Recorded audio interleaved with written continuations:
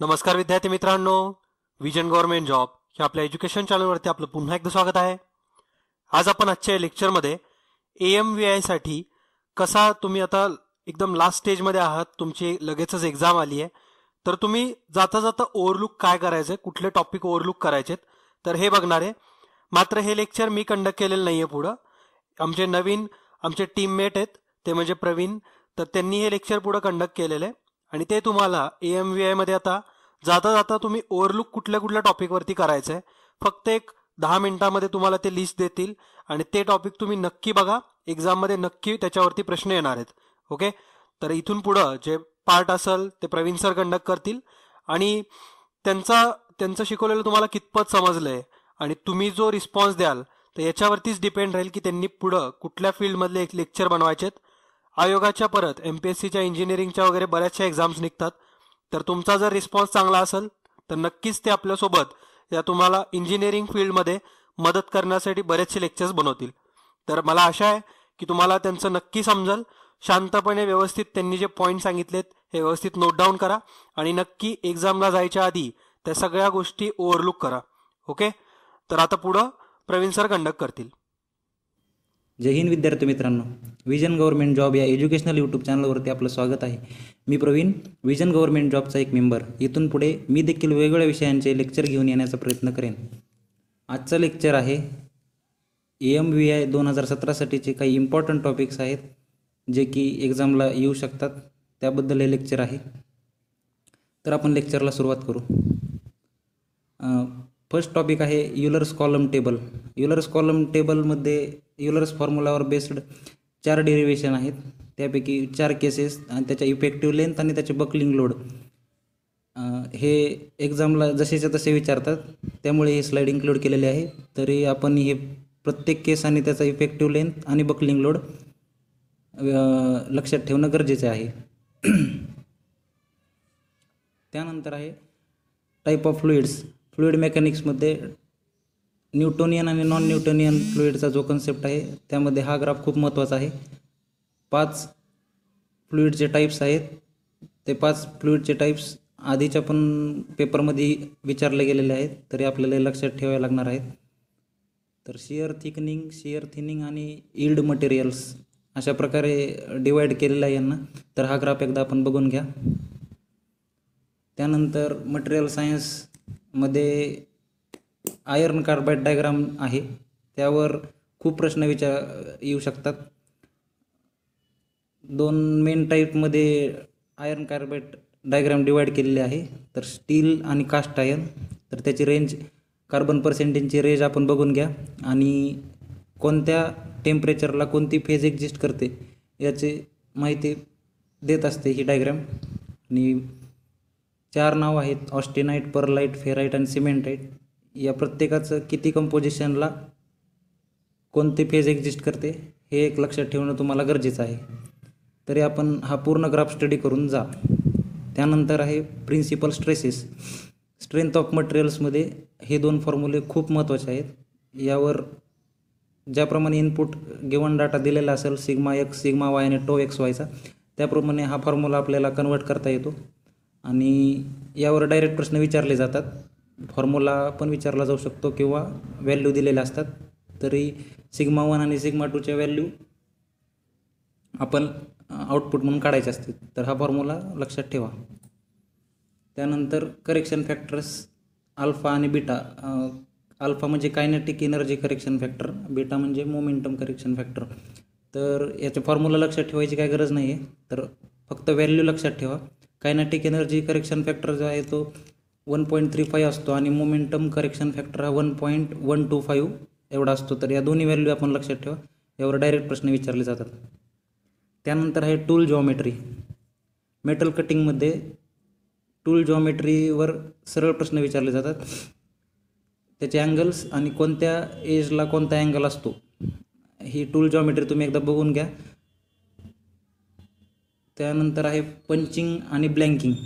तर पंचिंग आणि ब्लँकिंगमध्ये काय फरक आहे, त्याचं क्लिअरन्स डायला कधी देतात आणि पंचिंगला कधी देतात, तर हे आपण एकदा बघून घ्यावं. कारण दोन्हीचं डिफरन्स आहे. ज्यावेळेस तुम्ही पंचिंग करत असता त्यावेळेस डायवर क्लिअरन्स देतो आपण, पंच साईज प्लस टोटल क्लिअरन्स, आणि हा डिफरन्स तुम्हाला लक्षात ठेवणं गरजेचं आहे. नेक्स्ट आहे इंडस्ट्रियल इंजिनिअरिंग जे आहे त्यामध्ये 2 प्रश्न हमखास विचारले जातात. इकॉनॉमिक ऑर्डर क्वांटिटीचा जो फॉर्म्युला आहे त्यावर प्रत्येक टर्मवर क्वेश्चन विचारण्यासारखा असतो, तर हा फॉर्म्युला लक्षात ठेवा. आणि सर्वात मेन डिफरन्स CPM आणि PERT यामध्ये सगळ्यात 2 डिफरन्स जे महत्त्वाचे आहेत ते पहिले 2 आहेत. ॲक्टिव्हिटी ओरिएंटेड CPM असतं आणि इव्हेंट ओरिएंटेड PERT असतं. आणि ॲप्रोच पण दोन्हींचं लक्षात ठेवा की डिटर्मिनिस्टिक ॲप्रोच असतो CPMचा आणि PERTचा प्रोबॅबिलिस्टिक ॲप्रोच असतो. तर इंडस्ट्रियलमध्ये हे 2 आपल्याला करायचंच आहे. त्यानंतर रेफ्रिजरंट दिलेलं असतं डायरेक्ट क्वेश्चनमध्ये आणि आपल्याला फक्त त्याचं नॉमेनक्लेचर काय आहे हे काढता आलं पाहिजे. तर हे नॉमेनक्लेचर कसं काढायचं हे एकदा तुम्ही बघून घ्या, स्लाईडमध्ये मी इन्क्लूड केलेलं आहे. त्यानंतर इम्पॉर्टंट रेफ्रिजरंट, प्रत्येक ॲप्लिकेशनसाठी एक वेगळं रेफ्रिजरंट यूज करतात आणि जास्त महत्त्वाचं डोमेस्टिक युजेसमध्ये कोणतं करतात आणि आईस प्लॅन्टमध्ये कोणतं करतात हे स्लाईडमध्ये सरळ इन्क्लूड केलेलं आहे, मी ते एकदा वाचून घ्या तुम्ही. त्यानंतर आहे वेपर कॉम्प्रेशन सायकल, तर ही एक मोस्ट युज्ड सायकल आहे रेफ्रिजरेशन सायकलमध्ये. तर याचे काय काय पार्ट्स यूज करतात जसं की कंडेन्सर, कॉम्प्रेसर, इव्हॅपोरेटर आणि एक्सपान्शन वॉल, आणि कोणत्या डिव्हाइसला जाताना रेफ्रिजरंट कोणत्या स्टेटमध्ये असतं हे सर्व स्लाईडमध्ये इन्क्लूड केलेलं आहे, तुम्ही एकदा बघून घ्या.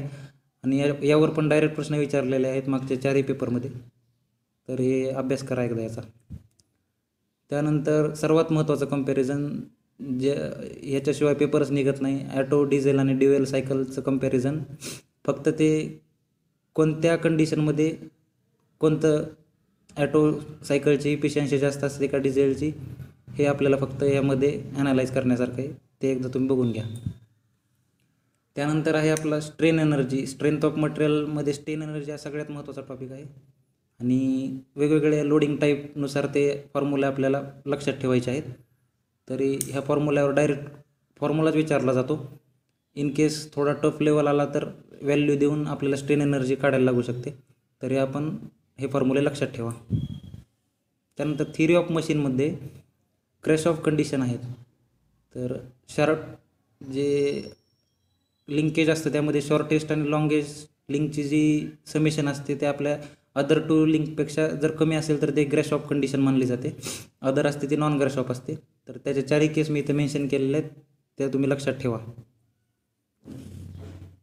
तर थिअरी ऑफ मशीन्समध्ये कॅम्प्स हा एक महत्त्वाचा टॉपिक आहे. त्याच्यामध्ये हे 4 सर्कलवर हमखास प्रश्न विचारले जातात.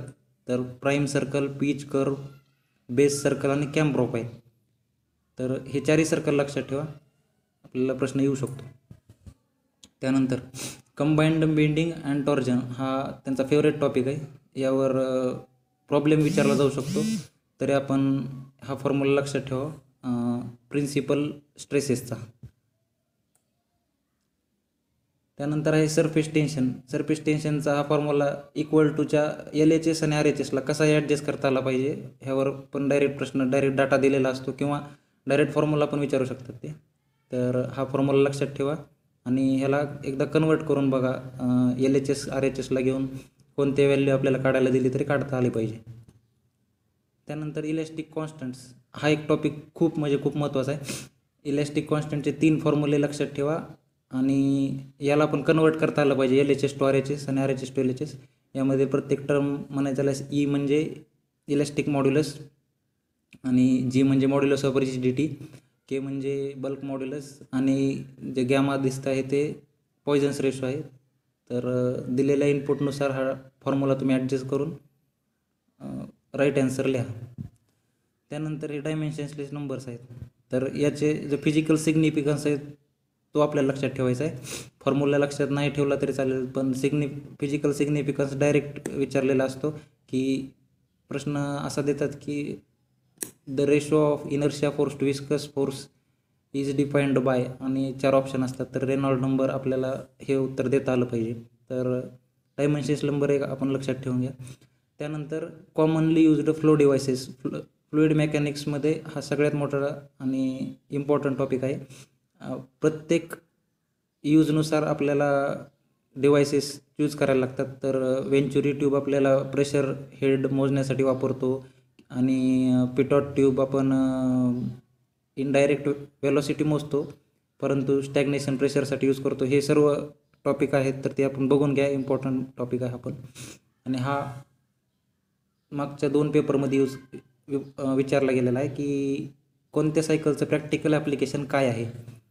तर ॲटो सायकलचं पेट्रोल इंजिनमध्ये यूज करतो आपण.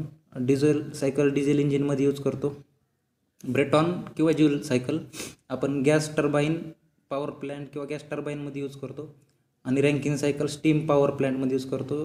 4ही सायकल पॉवर प्रोड्युसिंग सायकल आहेत. तरी ह्या 4ही सायकल आपण लक्षात ठेवा, खूप महत्त्वाच्या आहेत.